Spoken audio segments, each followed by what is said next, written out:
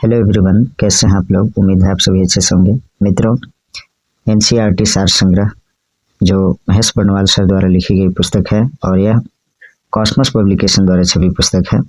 तो इसमें हम लोग बायोलॉजी का पार्ट 1 कंप्लीट कर चुके हैं। आज हम लोग पार्ट 2 देखेंगे और पार्ट 2 में जो है आज का जो चैप्टर है, पहला चैप्टर, वो है आपका पादपों की आकारिकी, प्लांट मॉर्फोलॉजी।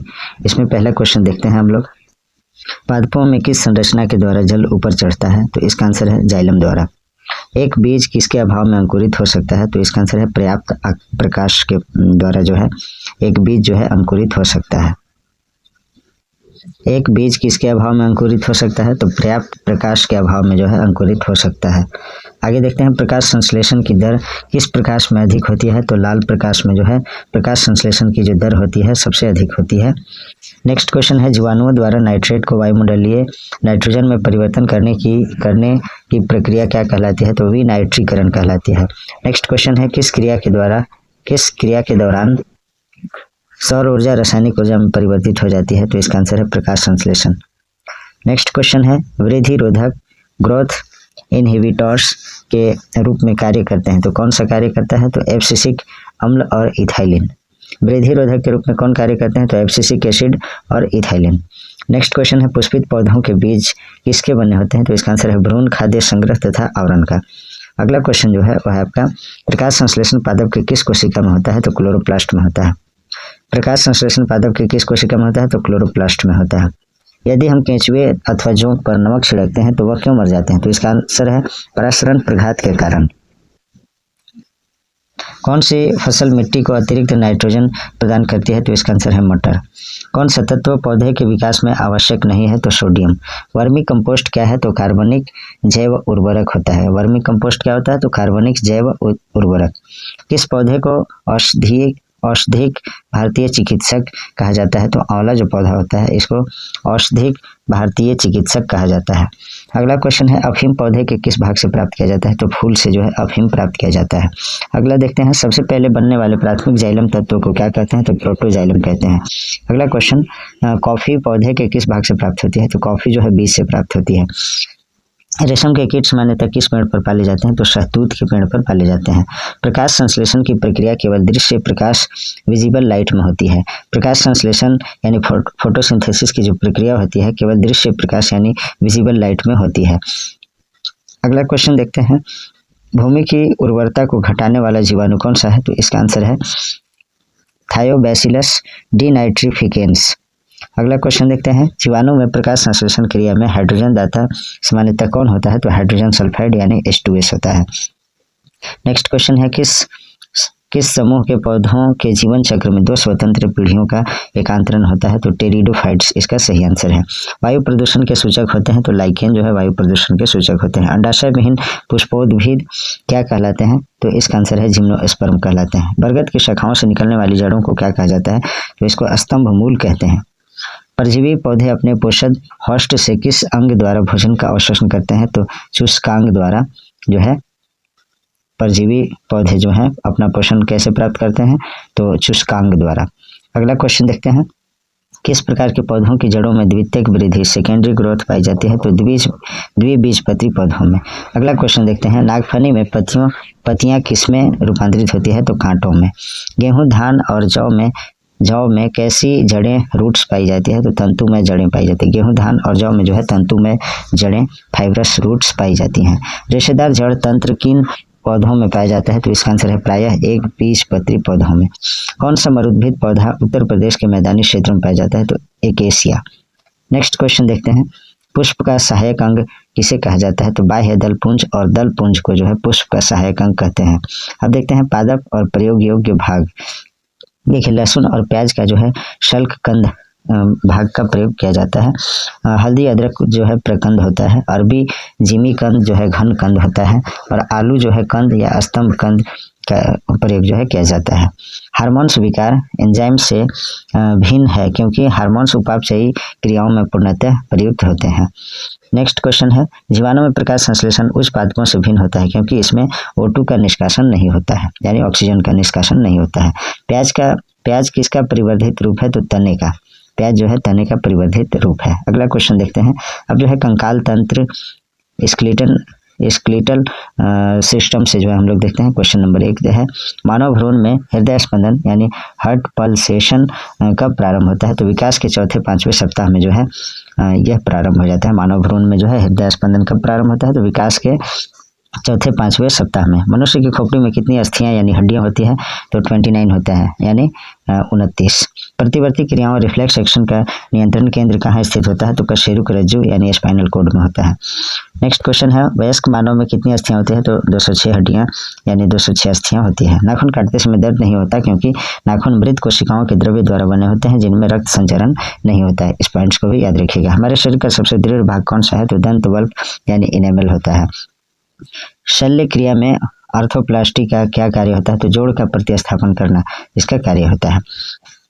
मानव शरीर में सबसे छोटी हड्डी कान की हड्डी होती है जिसे स्टेपिज कहते हैं और सबसे बड़ी हड्डी जो होती है वो जांघ की हड्डी होती है, फीमर जिसे कहते हैं। मानव शरीर की सबसे लंबी अस्थि कौन सी है? तो फीमर जो जांघ में पाया जाता है, जांघ की हड्डी होती है फीमर।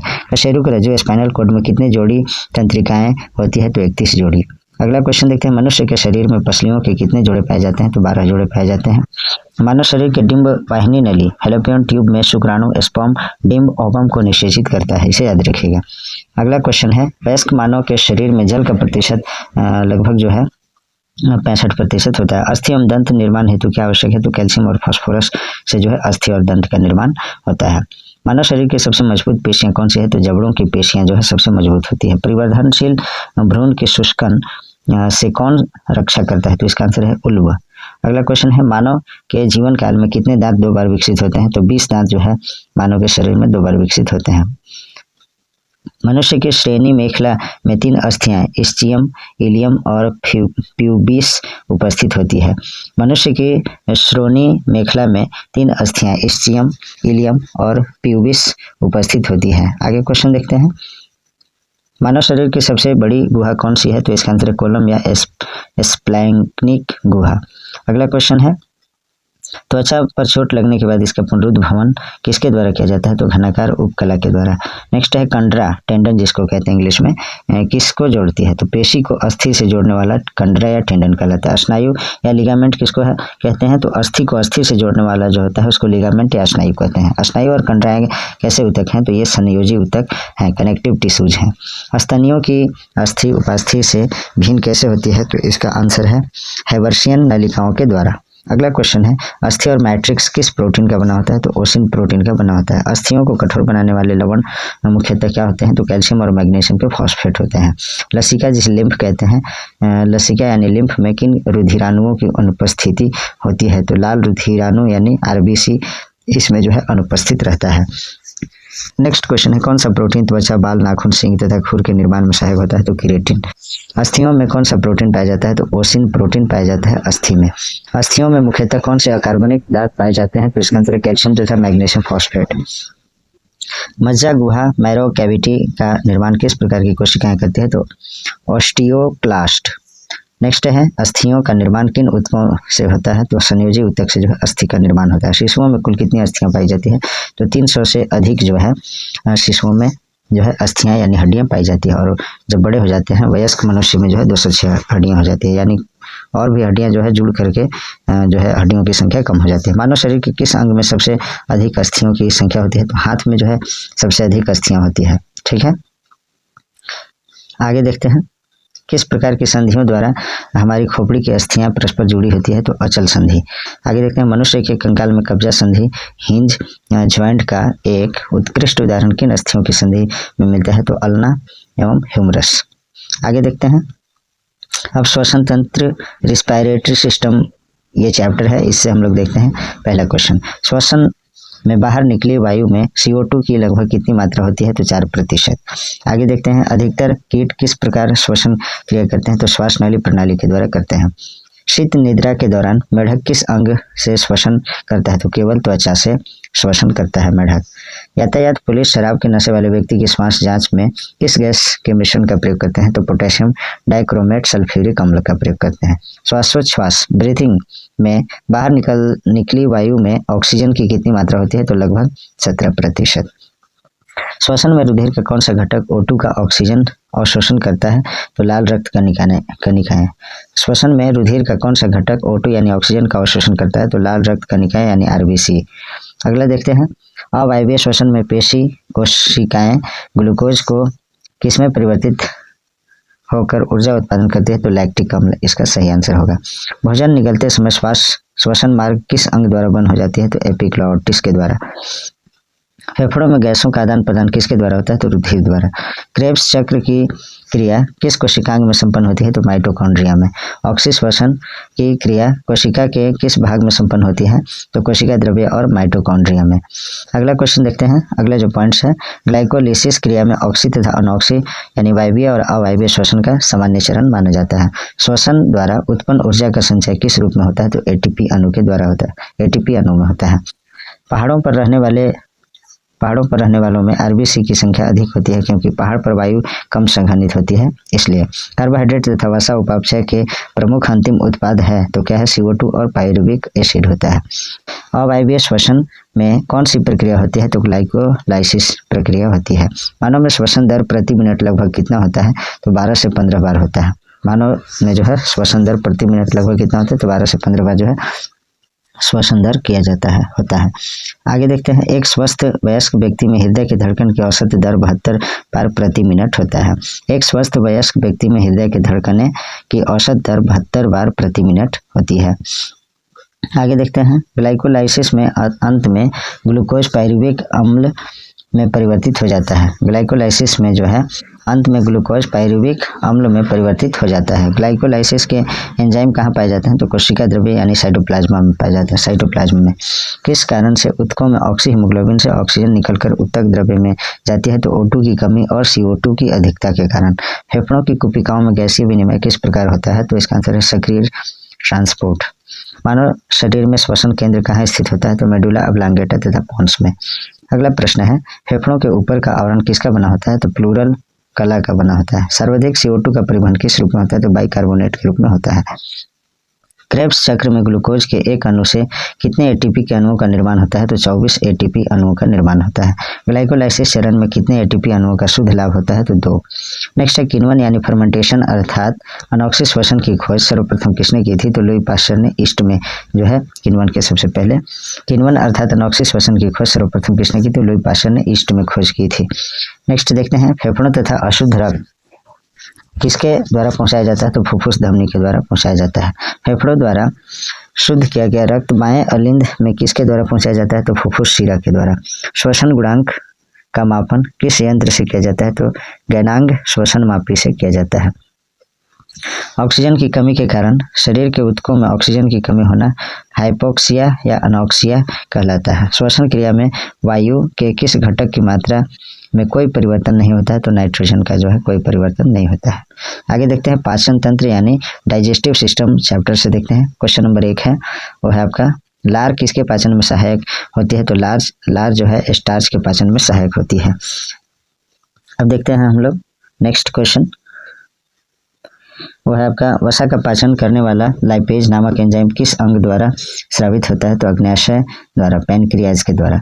आगे है, लाइपेज द्वारा वसा के जलीय अपघटन के पश्चात क्या प्राप्त होता है? तो वसीय अम्ल और ग्लिसरॉल प्राप्त होता है। लाइपेज द्वारा वसा के जलीय अपघटन के पश्चात क्या प्राप्त होता है? तो वसीय अम्ल और ग्लिसरॉल प्राप्त होता है। आगे देखते हैं, कौन सा पाचक हार्मोन छोटी आंत से स्रावित होती है? तो सीक्रेटिन। अगला क्वेश्चन है, पित्त का संचयन कहाँ होता है? तो पित्ताशय में यानी गॉल ब्लैडर में। पित्त यानी बाइल का निर्माण यकृत यानी लिवर में होता है। यह वसा को वसीय अम्ल यानी फॉल्टी एसिड्स में तोड़कर पाचन में सहायता करता है। किस अंग में प्रोटीन्स का पाचन पूर्ण होता है? तो आंत यानी इंटेस्टाइन में।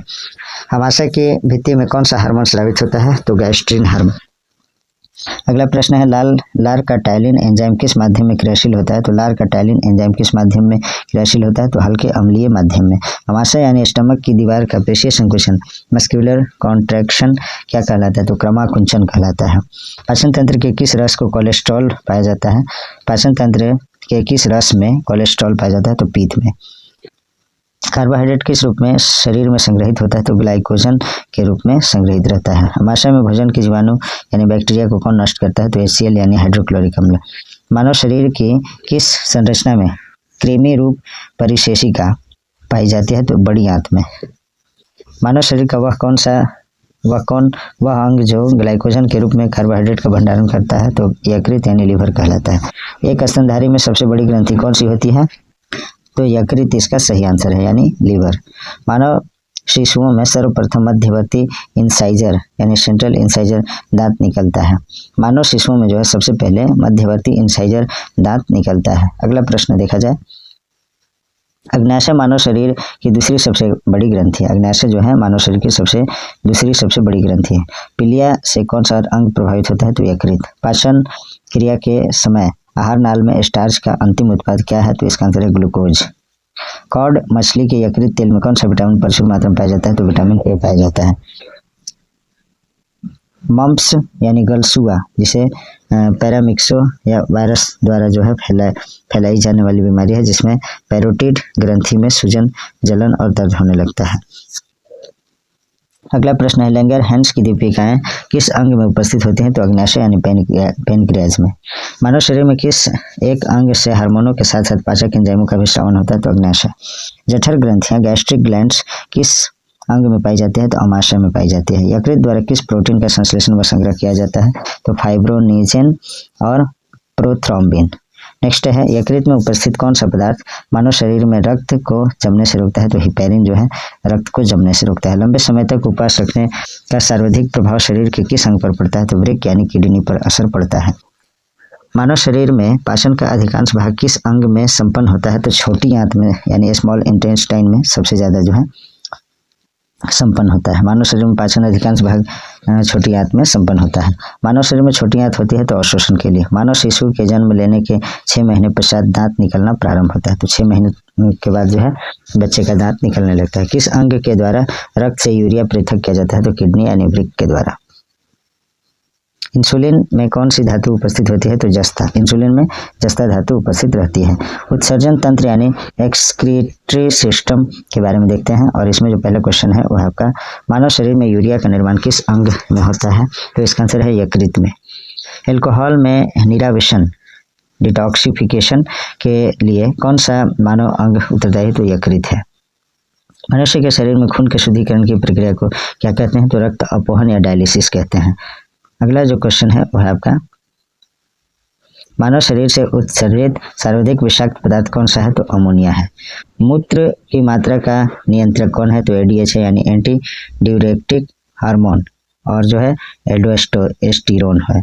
एक वयस्क स्वस्थ मनुष्य द्वारा एक दिन में उत्सर्जित मूत्र की मात्रा कितनी होती है? तो लगभग 1.5 लीटर यानी 1.5 लीटर। कौन सी औषधि मूत्र के स्राव को प्रोत्साहित करता है? तो डायूरेटिक जो है औषधि ये मूत्र के स्राव को प्रोत्साहित करते हैं। विल्स रोग में कौन सा अंग प्रभावित होता है? तो इसका आंसर है वृक्क यानी किडनी।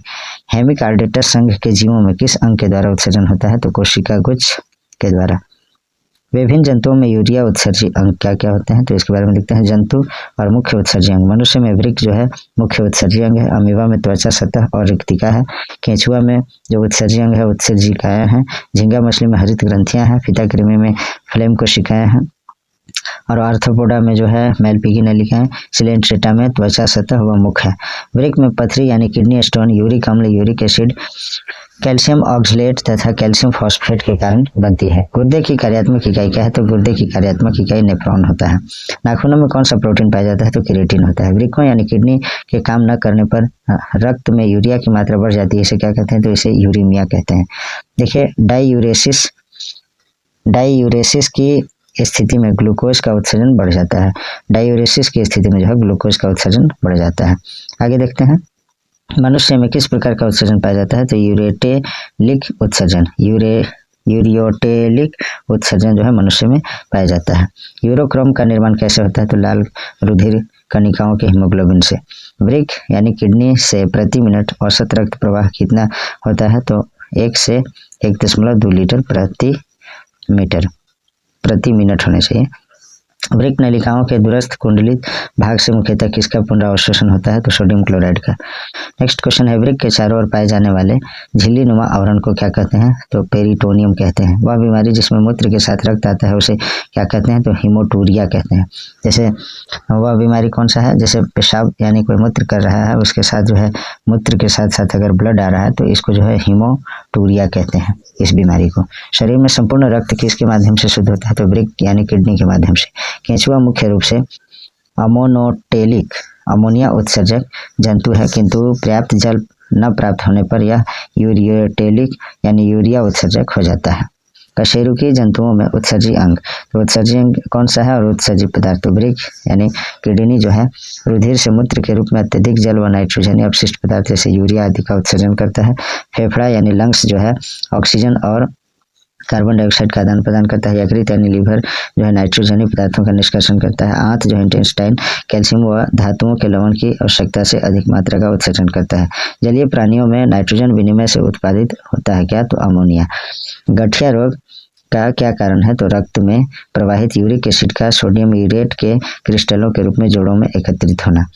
अगला क्वेश्चन देखते हैं, अमाशय की दीवार का पेशीय संकुचन कहलाता है? तो पेरिस्टालसिस जो है अमाशय की दीवार का पेशीय संकुचन क्या कहलाता है? पेरिस्टालसिस। आगे देखते हैं, तंत्रिका तंत्र यानी नर्वस सिस्टम चैप्टर से क्वेश्चन देखते हैं।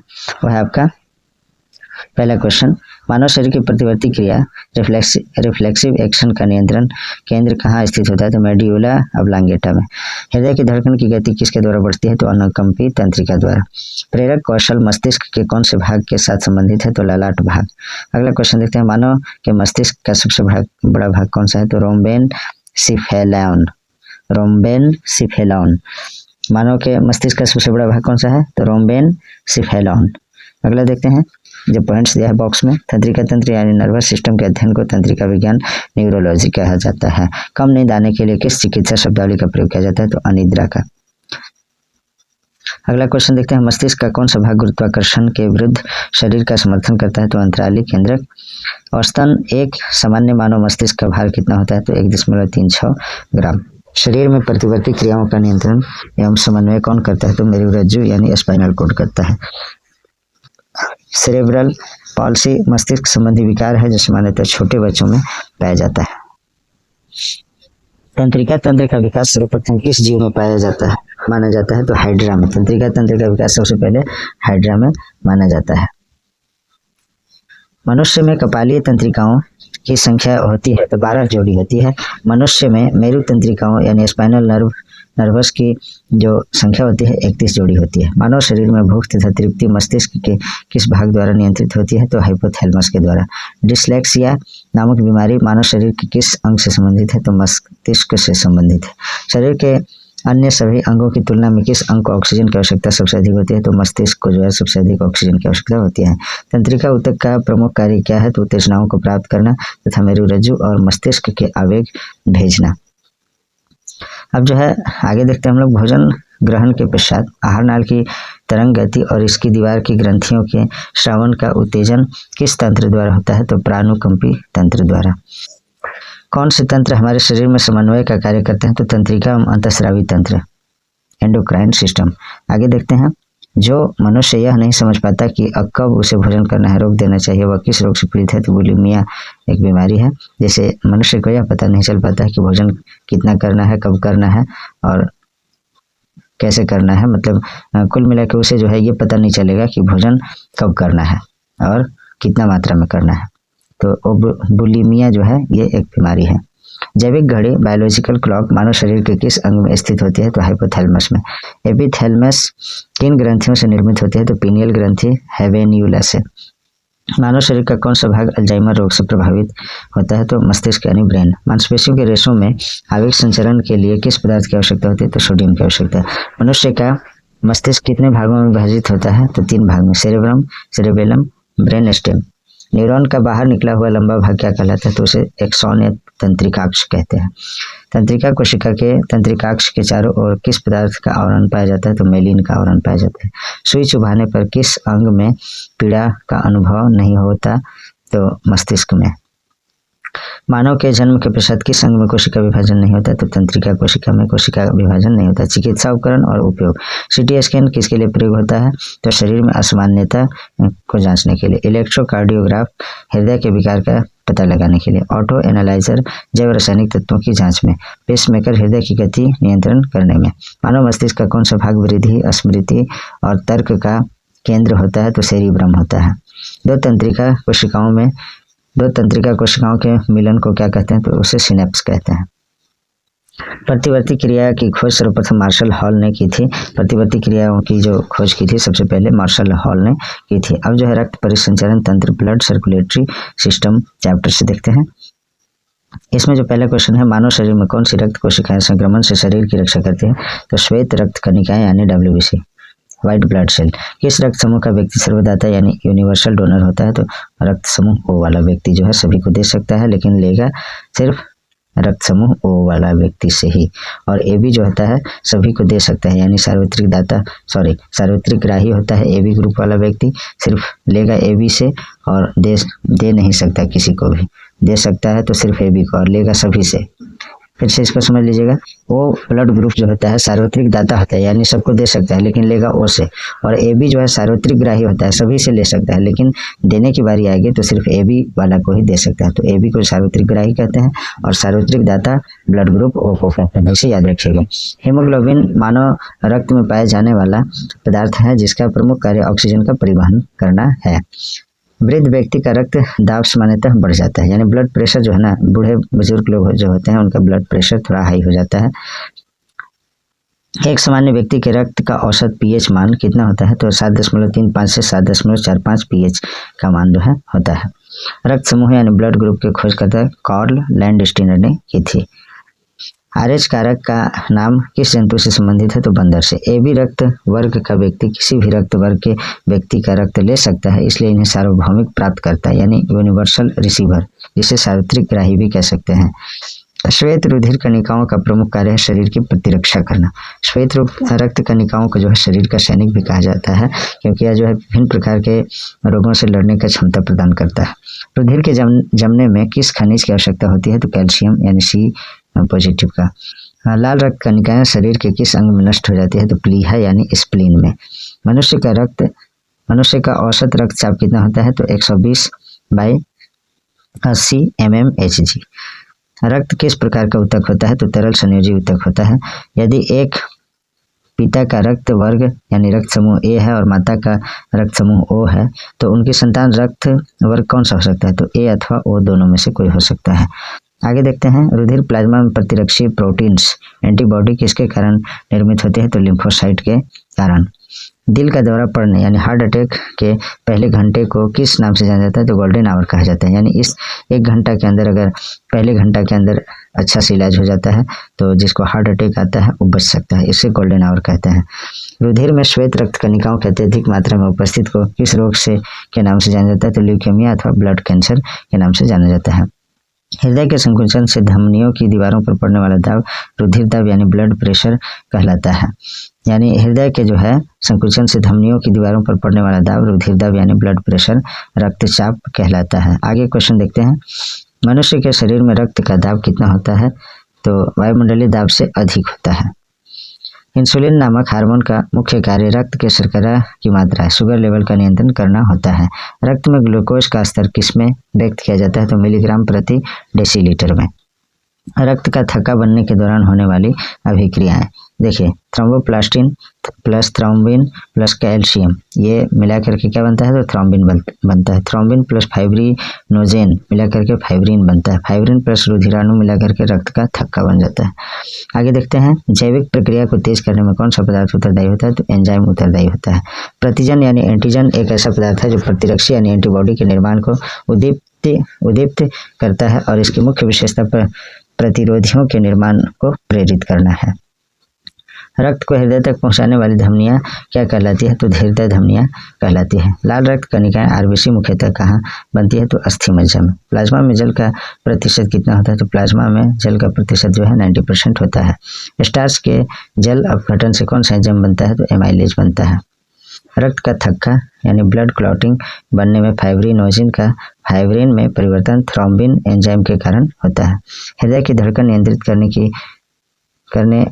की किसकी भूमिका होती है? तो पोटेशियम की, यानी पोटेशियम से जो है हृदय की धड़कन कंट्रोल हो सकता है। एंजाइम एक प्रकार का है, तो एंजाइम एक प्रकार का जैव उत्प्रेरक यानी बायोकैटलिस्ट है। एक धड़कन या हृदय गति की एक आवृत्ति में लगभग कितना समय लगता है? तो 0.8 सेकेंड लगता है। रक्तदाब यानी ब्लड प्रेशर का नियंत्रण किस ग्रंथि के द्वारा होता है? तो अधिवृक्क ग्रंथि के द्वारा। मनुष्य शरीर में खून के शुद्धिकरण की प्रक्रिया को डायलिसिस कहते हैं। इसके बारे में हम लोग ऊपर में भी देख चुके हैं। आगे देखते हैं, अत्यधिक ऊंचाई पर जाने पर मानव शरीर में लाल रक्त कणिकाओं की संख्या पर क्या प्रभाव पड़ता है? तो लाल रक्त कणिकाओं की संख्या में वृद्धि होती है।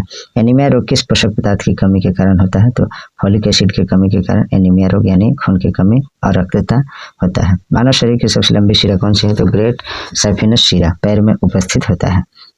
श्वेत रक्त कणों की कितनी संख्या होने पर रक्त कैंसर होता है? तो ये 12,000 प्रति सीसी होने पर। रक्तदाब के उपचार में किस पौधे का प्रयोग किया जाता है? तो सर्पगंधा पौधे का प्रयोग किया जाता है रक्तदाब के उपचार में।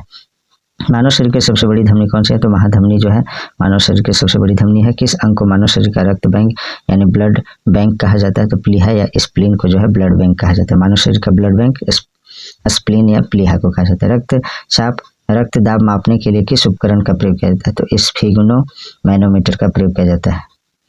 अशुद्ध रक्त का प्रवाह हृदय से महाधमनी, उसके बाद धमनियां, धमनिकाएं, उसके बाद कोशिकाएं अंग तक पहुंचता है। कोलेस्ट्रॉल की सामान्य सीमा मानव में कितनी है? तो 150 से 260 mg प्रति 100 ml।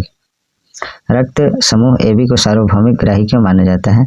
क्योंकि इस रक्त समूह में जो है प्रतिरक्षी यानी एंटीबॉडी नहीं पाए जाते। AB में जो है एंटीबॉडी यानी प्रतिरक्षी नहीं पाए जाते हैं, इसलिए इसको जो है सार्वभौमिक ग्राही या सार्वत्रिक ग्राही कहा जाता है। प्रतिरक्षी एंटीबॉडी क्या है? तो ग्लाइकोप्रोटीन होता है। सिकल सेल एनीमिया का रोग किसकी विकृति से होता है? तो RBC के विकृति से। रक्त परिसंचरण से संबंधित अंग और उनके कार्य। हृदय रक्त को संपूर्ण शरीर में प्रवाहित करना। धमनियां क्या करता है? धमनियां जो है शुद्ध रक्त को हृदय से शरीर के अन्य अंगों तक पहुंचाता है। शिराएं अशुद्ध रक्त को शरीर के अन्य अंगों से हृदय तक पहुंचाना इसका कार्य है। कोशिकाएं धमनी तथा शिरा के रक्त का सम्मिलन करना। रिसैरपिन नामक औषधि का प्रयोग किस लिए किया जाता है? तो उच्च रक्तदाब को कम करने के लिए। कौन सी कोशिका प्रतिरक्षी एंटीबॉडी का उत्पादन करती है? तो लिम्फोसाइट। धमनियां हृदय से ऑक्सीजन युक्त रुधिर को शरीर के विभिन्न अंगों से ले जाती है। धमनियां जो है हृदय से ऑक्सीजन युक्त रुधिर को जो है शरीर के विभिन्न अंगों में ले जाती है। आगे देखते हैं, रक्त में उपस्थित प्रमुख कार्य। रक्त में उपस्थित प्रमुख पदार्थ और उनके कार्य। तो देखिए, रक्त प्लाज्मा हल्के पीले रंग का तरल पदार्थ होता है। ये रक्त में उपस्थित प्रमुख पदार्थ है। तो ये जो है किस प्रकार का होता है? तो रक्त प्लाज्मा जो होता है हल्के पीले रंग का तरल पदार्थ होता है। एल्बुमिन ये जो है ऑस्मोटिक दाब स्थापित करता है। ग्लोब्यूलिन संक्रामक रोगों से रक्षा करता है। फाइब्रिनोजन ये रक्त का स्कंदन करता है। कणिका विहीन रक्त का तरल भाग क्या कहलाता है? तो प्लाज्मा कहलाता है। यदि दोनों जनकों पेरेंट्स का रुधिर वर्ग AB हो तो उनके बच्चों का संभावित रुधिर वर्ग क्या होगा? तो AB और AB हो सकता है। स्वस्थ मनुष्य के रक्त में प्लेटलेट्स की संख्या सामान्यतः कितनी होनी चाहिए?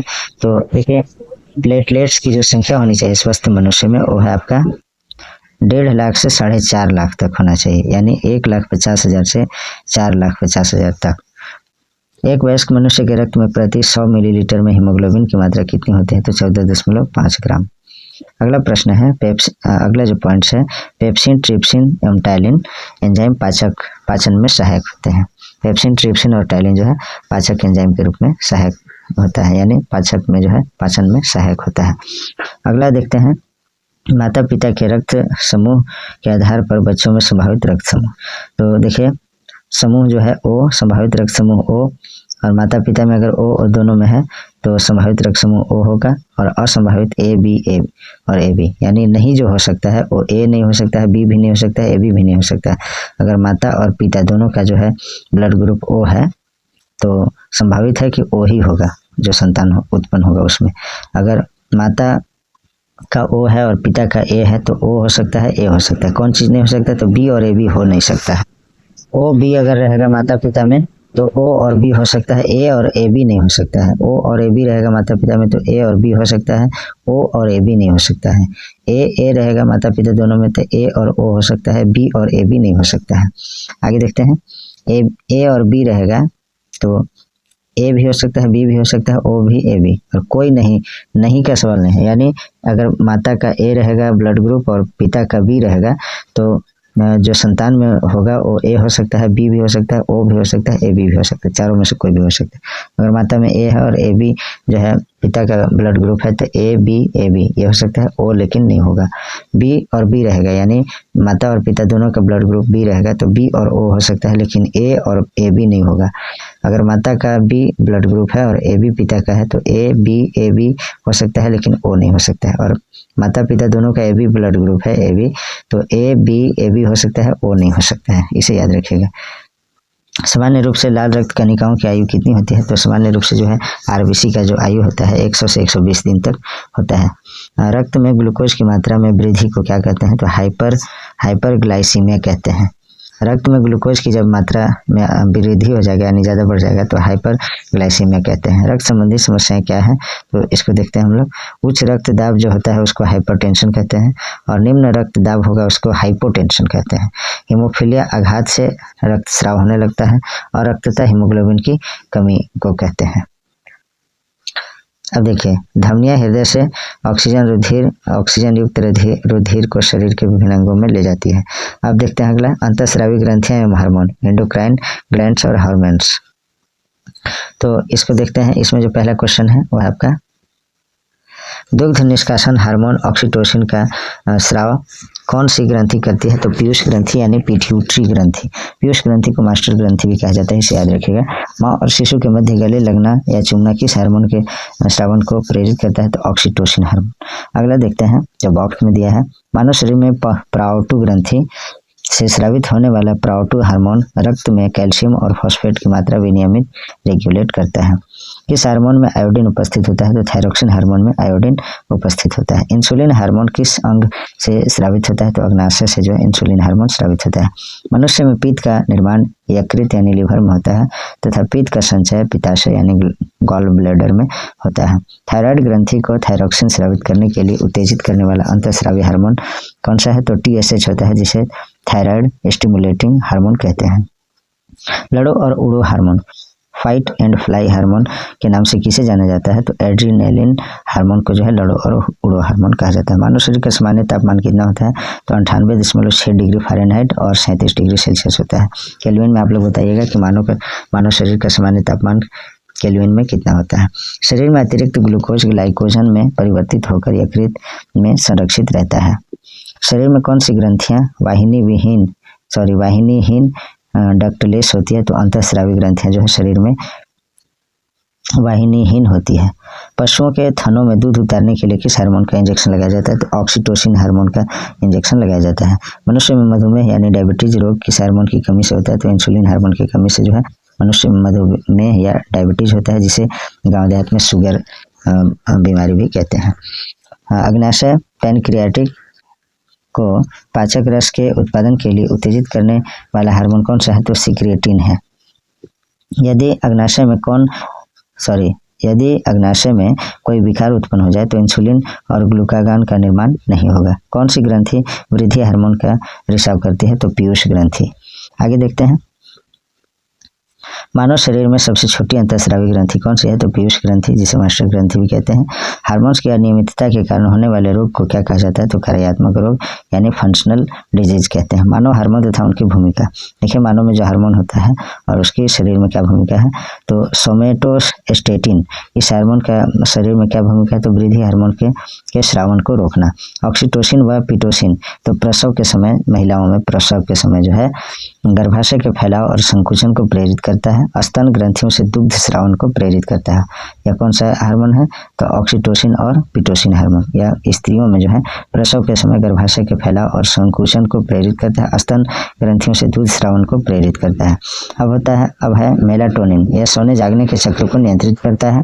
आगे देखते हैं, एड्रीनेलिन जिसे एपिनेफ्रिन भी कहते हैं, हृदय स्पंदन, रुधिर दबाव और श्वसन का नियमन, शरीर को युद्ध या पलायन के लिए तैयार करना। एस्ट्रोजन जो है स्त्रियों में सहायक प्रजनन अंगों की वृद्धि एवं विकास करना इसका कार्य है। स्त्रियों में द्वितीयक लैंगिक लक्षणों का विकास करना एस्ट्रोजन का कार्य है। प्रोजेस्टेरॉन जो है गर्भाशय को भ्रूण के अधिरोपण के लिए तैयार करता है, गर्भाशय बनाए रखने में सहायक होता है प्रोजेस्टेरॉन। टेस्टोस्टेरोन जो है ये मेल में होता है यानी पुरुष में, पुरुष के सहायक प्रजनन अंगों की वृद्धि और विकास करता है। पुरुष द्वितीयक लैंगिक लक्षणों का विकास करता है, पेशियों के विकास में सहायक होता है। रेनिन हार्मोन के बारे में देखें तो रेनिन जो है एल्डोस्टेरॉन के स्रावन को प्रेरित करता है, प्लाज्मा प्रोटीन और एंजियोटेंसिनोजन को एंजीटेंसिन में तोड़ता है जो हृदय के स्पंदन की दर को बढ़ाता है। तो आइए देखते हैं इस पेज का जो है लास्ट सेंटेंस में एक दिया है जो क्वेश्चन के रूप में रहता है। एड्रेनालिन हार्मोन के स्रावित होने से हृदय गति बढ़ जाती है तथा उत्तेजना का अनुभव होता है। एड्रेनालिन हार्मोन के स्रावित होने से हृदय गति बढ़ जाती है, उत्तेजना यानी एक्साइटमेंट का अनुभव होता है। मित्रों आज जो है ये 19 पेज से जो है हम लोग नेक्स्ट क्लास में देखेंगे और इसको जो है थोड़ा आगे तक क्लियर कर ले रहा हूँ क्योंकि यहाँ से चैप्टर स्टार्ट हो रहा है मुख्य ग्रंथियाँ, इसको जो हम लोग देखेंगे नेक्स्ट डे या इस पेज को कंप्लीट ही कर लेता हूँ क्योंकि एक नया चैप्टर से ही स्टार्ट करने में अच्छा रहेगा। तो देखिए किस ग्रंथि को मास्टर ग्रंथि कहा जाता है, तो पीयूष ग्रंथि या पिट्यूटरी ग्रंथि को जो है मास्टर ग्रंथि कहा जाता है, इसे याद रखिएगा। वैसोप्रेसिन हार्मोन की कमी से कौन सा रोग होता है, तो डाईयूरेसिस होता है। आगे है स्तनधारियों में दुग्ध स्राव को कौन से हार्मोन उत्तेजित करते हैं, तो ऑक्सीटोसिन और प्रोलैक्टिन। पैरोटिड ग्रंथि कहाँ पाई जाती है, तो पैरोटिड ग्रंथि कान के नीचे पाई जाती है। मानव शरीर में सबसे बड़ी अंतःस्रावी ग्रंथि कौन सी है, तो थायराइड ग्रंथि होती है।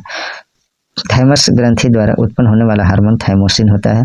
गर्भ निरोधक दवाई के रूप में किस हार्मोन की गोलियां दी जाती है, तो इसका आंसर है एस्ट्रोजन। पीयूष ग्रंथि यानी पिट्यूटरी ग्लैंड किस अंग में पाई जाती है, तो यह मस्तिष्क यानी ब्रेन में पाई जाती है। कौन सी ग्रंथि अंतः और बाह्य स्रावी दोनों प्रकार की है, तो अग्न्याशय। कौन सा वर्णक मानव की त्वचा को रंग प्रदान करता है, तो मेलानिन यानी काले गोरे जो होते हैं ना, तो मानव में जो है एक मेलानिन नामक वर्णक पाया जाता है जिसके कारण जो है त्वचा का रंग जो है काला गोरा होता है। कौन सी ग्रंथि मानव शरीर के तापमान को नियंत्रित करने में सहायता प्रदान करता है, तो हाइपोथैलेमस थायराइड। आगे देखते हैं मुख्य ग्रंथियाँ, इससे पहले जो क्वेश्चन है उसको भी देख लेते हैं। अब देखिए ग्रंथि यानी ग्लैंड और हार्मोन। अग्नाशय में ग्लूकागॉन होता है, पीयूष ग्रंथि में जो है थायराइड उद्दीपक हार्मोन होता है, अधिवृक्क में कॉर्टिसोल होता है और वृक्क ग्रंथि में जो है विटामिन डी होता है। मनुष्य के नवजात शिशु को स्तन ग्रंथि से निकले पहले स्राव को पिलाया जाता है जिसे कोलेस्ट्रॉम कहते हैं। कोलेस्ट्रॉम शिशु के लिए किस प्रकार लाभदायक है, तो यह शिशु को जो है रोग प्रतिरोधक शक्ति प्रदान करता है। आगे देखते हैं इंसुलिन में कौन सी धातु मौजूद होती है, तो जस्ता यानी जिंक। मानव शरीर का कौन सा हार्मोन रक्त के फॉस्फेट व कैल्शियम को नियंत्रित करता है, तो प्राओटो ग्रंथि। आगे देखते हैं हार्मोन शरीर के उपापचय, वृद्धि, जनन, रुधिर दाब, रुधिर में जल और लवण की मात्रा आदि का नियंत्रण करते हैं। आयोडीन युक्त नमक क्यों उपयोगी है, तो आयोडीन युक्त नमक इसलिए उपयोगी है क्योंकि यह थायराइड ग्रंथि का नियंत्रण करता है। यकृत और मांसपेशियों में ऊर्जा किस रूप में जमा होती है, तो ग्लाइकोजन के रूप में। अब यहाँ से देखते हैं हम लोग मुख्य ग्रंथियाँ, इंपॉर्टेंट ग्लैंड्स, इसके बारे में देखते हैं। तो सबसे पहले देखते हैं हार्डेरियन ग्रंथियाँ। हार्डेरियन ग्रंथियाँ नेत्र में स्राव द्वारा चिकनाई प्रदान करती है। यूट्रिकुलर ग्रंथियाँ कॉकरोच एवं कीटों के मादा जननांगों की ग्रंथियाँ हैं। अंत ग्रंथियाँ कशेरुकी प्राणियों के आंतों में स्थित होती हैं। श्लेष्म ग्रंथियाँ जो है बढ़क की त्वचा में म्यूकस का स्राव करती है। ब्रूनर्स ग्रंथियां कशेरुक प्राणियों की ग्रहणी में संरक्षक प्रति अम्ल का स्राव करती है। प्रोस्टेट ग्रंथियां स्तनियों तथा केंचुए के नर जनन अंगों की सहायक ग्रंथियां होती हैं। काउपर ग्रंथियां जो है स्तनियों के नर जननांगों की सहायक ग्रंथियां होती हैं। आगे देखते हैं, और ये जो है वाइटेलाइन ग्रंथियां जो है प्लेटीहेल्मिन्थिस प्राणियों के जननांगों में पाई जाने वाली ग्रंथि है। फीमोरल ग्रंथियां सरीसृप जंतुओं की जंघाओं पर पाई जाती है। वसा ग्रंथियां स्तनियों की त्वचा में पाई जाती है। श्वेत ग्रंथियां जो है स्तनियों की त्वचा में पसीने की ग्रंथियां होती है। स्वेम रेडन ग्रंथियां मेढक के कशेरुक स्तंभ के दोनों ओर स्थित होती हैं। स्तन ग्रंथियां स्तनियों में दूध का स्राव करती है। और सेरुमिनस ग्रंथियां स्तनियों का कर्ण गुहा से मोम के समान पदार्थ का स्राव करती हैं। अगला देखते हैं लेक्राइमल ग्रंथियां ये नेत्रों में उपस्थित होती हैं। डीप ग्रंथियां संयुक्त नलाकार ग्रसनीय ग्रंथियां जो म्यूकस श्लेष्मा स्रावित करती हैं। अब आगे देखते हैं, इसमें जो है हाशिमोटो रोग में शरीर स्वतः थायराइड ग्रंथि को नष्ट कर देता है, इसलिए इसे थायराइड की आत्महत्या कहते हैं। हाशिमोटो रोग में शरीर स्वतः थायराइड ग्रंथि को नष्ट कर देता है, इसलिए इसे थायराइड की आत्महत्या कहते हैं। अब जो है अगले वीडियो में अगले पार्ट में हम लोग रोग एवं उपचार चैप्टर से पढ़ेंगे और कंप्लीट जो है पार्ट 3 होगा और उसमें जो है बायोलॉजी कंप्लीट कर लिया जाएगा। तो please like, comment, share and subscribe our YouTube channel Nizamuddin academy. Thanks for watching.